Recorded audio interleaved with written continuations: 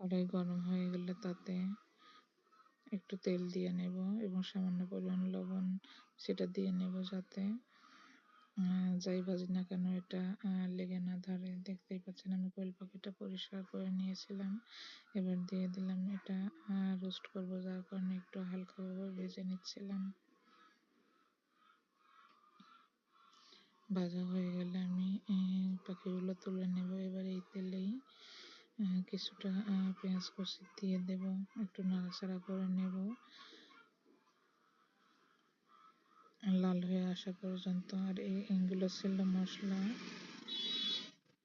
দারুচিনি, এলাচ, লবঙ্গ, গোলমরিচ এবং 2টা তেজপাতা দিয়ে দিচ্ছি। আবার একটু নাড়াচাড়া করে নেব।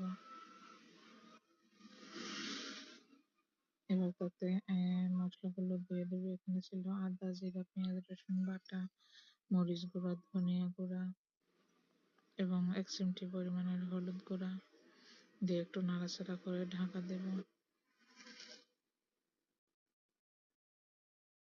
আজকে রান্না করব কোয়েল পাখির রোস্ট।